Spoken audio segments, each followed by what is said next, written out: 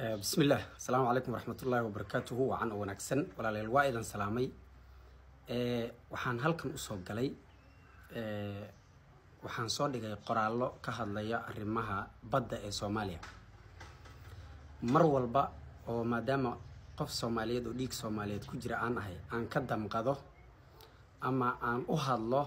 أما أن وحكا قرو أما أن أفتي أما أركتسي سومالي نمالي أو فيوبي أو قديبتو أرمى إثيوبيا كدعي أما كيلينك شنادة سومالي دا أما سوماليا كدعي وحاجرا قرالا ميشن هوسيك إذن كم وقضو أو ويلال سوماليات إيو أضيال سوماليات أما دلير السوماليات مرولبو إنن إلاوين أو إسكو لغد إيهين وحاكلو إسلا أركتدا قبا داد بدن أو سوماليات أو نغو قبيل نغو قويس نغو رير أو هالكنا لجوب waxaa la yaab leh hadalladoodii baan qoraalkan haddaad akhrin karto waad akhrin doontaa laakiin hadalladoodii waxaa ka mid ah sidan waxaa tihiin Soomaali sijuu luqadda aad ku hadashaan waa luqadda muunyada waa luqadda jareerta ma Soomaali baa tihiin iniga yaa wax idan baray ma idinka wax Soomaaliya ku saabsan ka hadli kartiin ma idinka Itoobiya wax Soomaali leeda ka hadli kartiin waxaatihin dad maxaa la dhihi jiray dad la gumeysto oo Kenya gumeysato gumeysiga horta iska dulqaada dhulka aad degan tihiin Soomaali baa leh waa la soo celin doonaa ereydana ka mid ah laakiin hal arin baan rabaa inaan idin sheego walaalayaalow horta waxaan u hadleynay waa idinka annaga waxba naguma dhicin iniga ay wax idinku dhaca mar walba oo idin hadalnaa balse xishoodka iyo aqoonta Ilaahayna siiyay iyo iimaanka iyo ehelnimada iyo Soomaalinimada iyo dadka nagu qoyska ay hadallada nagu gubo xishoodka aydan ka xishoonayno macnaheeda ma aha inaanu garan la'anahay hadallada xunxun ee qalbiga taabtay ee mar walba nagu dhahdaan waxaad yastaan luqadda aan ku hadalno aniga hadda luqadan Soomaaliyana ma arag inaan safar ku taga ma ahana Etoobiyana waligay ma arag laakiin luqadan waa luqadeedii hooyo waa luqadda ay ku hadlaan dadkayga waxaa jiraan lahjado kale oo lagaga hadla meeshan aan joogo laakiin cidna ugama heebeystaan waa dad ayaga iskala lahjada ayaga kumana caayi kartid kumana dhaliil kartid sababna waan ku sheegayaa sababta waxa waaye markaad halkan imaataan waxa isku taxalluujisaan inaad barataan luqadda Afsooxilka iniga oo raba inaad dalka hor u gashaan oo ku shaqaysataan laakiin markii la fadhiyo meelaha hoteelada oo aragtaan qof ku hadlayo afka luqadda aad leedihiin si jugo u taqaanaan waa dad magaalada ku dhashay oo af Soomaaliga iyo af Soomaaliga uu iskaga khaldamay iyo dad dhanka shishe ee gaaris dhanka ijaara iyo dagaan beelaha kamid ah iyo beelo kale oo ayagana aan ka fogeyn oo isku kala lahjado duwan ku kala hadlaan laakiin dadka ayaga ma aha kaliya dadka ku hadla lahjada waxa lagaga hadlaa af madow waxa lagaga hadlaa qayb badan oo geda kamid ah waa lahjad ay Soomaali leedahay ma aha lahjad ka sameysmatay inuu isirki dadkii bedelmay ma aha now su'aal baa idin weydiin rabaa wali ma aragteen qof Kenya ka tagay oo gaaja ama colaad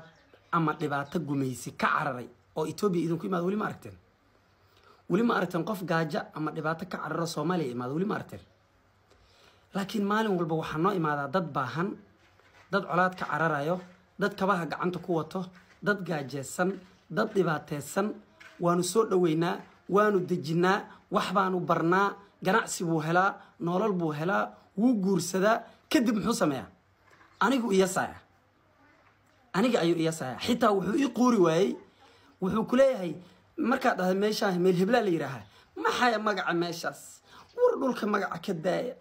dukaan buu furanayaa wuxuu ku qori barri Facebook buu furan wuxuu ku qori afdheer wuxuu ku qori qaranjiqod wuxuu ku qori afmadow wuxuu ku qori gado wuxuu ku qori meesha uu ka imaaday dadka ugu daran dadka Soomaaliya ka imaadana Said Masiixa waa dadka gada Soomaaliya gada ka imaado iyo dadka Itoobiya kiilka shanaad ka imaado anaga nala dhashay way jiraan dad fiican oo xishood leh oo walaal oo wixii loo galay og laakiin midkan luqadeeda yasaya warani waxa ii imaatay adoo kaba gacanta ku wadato adoo gaajeysan badan ii imaatay aniga ayaa ku dhaweeyay aniga ayaa ku soo dhaweeyay nabad baad inta ku heshay haddaad run sheegayso maxaad u laaban ways hal nin oo inta imaada laabta maxaa loo arki waay waxaan aad ii sheegi aad iga gabay badan tahay iga af Soomaali badan tahay iga dal fiican tahay iga raganimo badan tahay iga xinin badan tahay maad ku laabatid kuma laabanaysid maxaa waxaad ka imaatay dhul omos ah oo silac ah oo hatta haduu doog iyo leeyahay abaar jirin ay colaad ku cunay dadkii kula dhashaa ku cunaya oo ku dili wax nidaam oo ka reebi male wax dawlad oo ka reebi male qabiilka kala gumeystaa qofka kala gumeystaa waa jaahiliin dadkaas ka imaatay way jiraan dad fiican dadkaas ha iga raali noqdaan laakiin walaal muddo dheer baa arrinka i dhibay maxaa yeelay qof kula degan nin asagoo keligii oo socdo imaaday oo maanta baloorya leh gawaari ku socdo hatta yacni ganacsiyo leh oo taajiray oo adiga ku yasay ka war waxaad ku taajirtay waxaad ku degtay waxaad aad cunayso ma aha inaad iga xinayn badan tahay waxa waaye waan ku samrayaa waxa taladii baan wax ka siiyay ani inta ka tago oo Itoobiya tago siyaasad kama hadli karo ma dhaxgeli karo adii laakiin marka 10 cawo barido inaad ii talisay rabtaa waligaaba madaxa lagaaga taagnaa wiil yar oo reerkiina oo doqon ah baa madaxa kaaga taagnaa kii baad ka soo baxday depressionkii iyo xanuunkii maskixiyan kuugu dhacay baa ka baxaya aniga baad rabtaa markii inaad inta hotelada ila fariisato ii yeeriso oo ii sheegto inaan ahay nin liito inaan madowga waxba dhaamin inaan waxaad ii sheegaysaa ma dulqaadkayga iyo dadnimadeyda iyo aqoonta diinta iyo ehelnimada aan kugu soo dhaweeyay biyaad moodo doqonnimo ya marka aad la baxayso xataa khadadka aad furanayso aad ku qoranayso tuulada aad ka imaatay marka ku qoranayso oo ani tuuladeyda hatta magaceeda sheeganin haddana tuuladeyda aad yasi hayso oo leedahay tuula miya waxan ma dhulba waxan nin baan maalin safar isku raacan amkaas wuxuu arkay dhul gobolka Garissa County kamid ah oo aad u qurux badan buu arkay kaas kulaha nimo dhulka noocan ah leediin waa sidoo u soo tahriibay wali kama bixin magaalada ama Nairobi tagay ama Garissa jooga waligi baadiya uma bixin wuxuu ii haystaaba meeshan islaamska ama wadooyinka wasakhda leh iyo dhulkayga dhan u haystaa inaan dooxoyn leey inaan togog leey inaan wabiye leey inaan beera leey inaan waxa ku faanaa nin wax waligi aan arkin baa ku faanaa aniga kuma faani karo waayo nabad baan haystaa dawlad baan haystaa waxaan haystaa amni waxaan haystaa horumar laami baad igu caysaa mar walba laami yeelata laamiga maba rabinba dhulkayga inuu horumaro dadkayga horumarin aniga ayaa difaaca samaystay aniga ayaa ingiriiska la diriiray waxa jubooyinka ka diriiray waa aniga waxa Kenya ka diriiray gaalka Liboy dilay meerina ku dilay naagtiisi meeri ahayd waa aniga waxa cadaanka iska kiciy waa aniga ani Soomaali dhul iimay qaban awiyayda u dhinteen adiga maxaad iyeesaysaa adiga maxaad dheerta aniga say haduu gumaysi jiro mad adiga wadankaada xuriisatid maysa aan waaba ila dhalatay walaalkay baa taa waan ku soo dhaweeyay nabad u deganow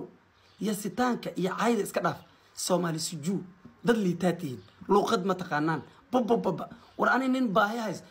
2 milyan oo Soomaali baa qaxootiga ama degtay ama ka sii baxday ama Nairobi ka oo maanta taajiriin ah oo beerkooda beer ayagu u wehelin oo carar ay imaadeen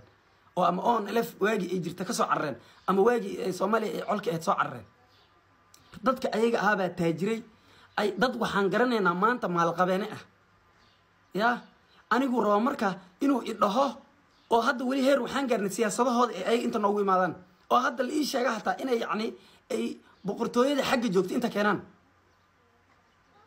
heerkaas hadda gaarayna maxaa yeelay far baan la geliyay waan aamusnay tulabaad baan la geliyay gacanta dhan baan la gelin rabaa meeshaas hadda marahayna in maamulkaanaga igala soo dhaxgalo maxaa yeelay siyaasadda waa ogolaatay sidoo rabo u maamushay waxa ogolaatay dhulkii sidoo meeshu rabo degay waxaad ogolaatay eegan xeerkii iyo duqeydii iyo systemka aan ku dhaqnaa buu hadda iga soo dhaxgalay hadda marka eegadan adiga waxba ma tiid maxay lama betelin kartidba kan doqonka ah ii talin kana dhulkan iskale ma rabid boqornimadaada ma rabi luqadaada fiican ma rabi gabaygaada ma rabi waxba aniga ayaa dhulkan iskale sidaan rabaa luqadaan rabaan ku hadli meeshaan rabaan ka degi banaanka iga mar ama ila deganow nabad u deganow ida beelo